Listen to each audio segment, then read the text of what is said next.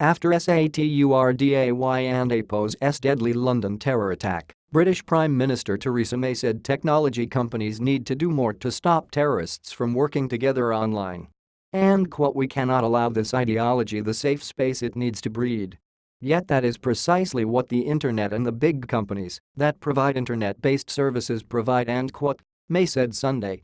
And quote, "We need to work with allied democratic governments to reach international agreements that regulate cyberspace to prevent the spread of extremism and terrorism planning." End quote. CBS News senior national security analyst Fran Townsend, who was President George W. Bush and APO's Homeland Security advisor, agreed, calling cyberspace the end quote, "single most important component right now end quote, in addressing terror." And quote, "LET and APO's remember, using the Telegram channel, the encrypting messaging application, ISIS called for Ramadan attacks using cars, knives and guns.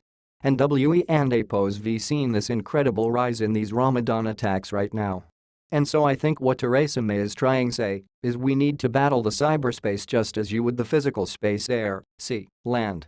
We need to approach it in that way to confront them, deny them the use of the internet." End quote. Townsend said Monday on end quote, CBS this morning end quote, while Twitter suspended 376,890 accounts in 2016, Townsend said tech companies need to do more. End quote, "Twitter was very late to the game and had to be sort of shamed into doing it. They have an understandable and righteous concern about First Amendment. I get that. By the same token, UCA and APO's to allow yourselves to provide these social media companies material support, right?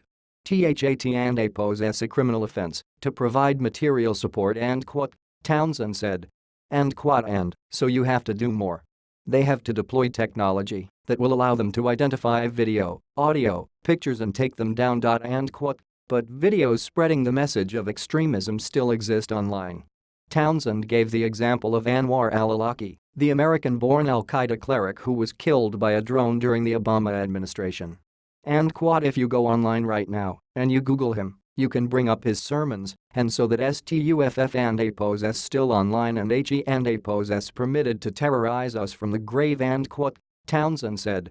7 people were killed in SATURDAY and APO's van and knife attack on London Bridge and Borough Market, and at least 48 people, including 2 Americans, were injured.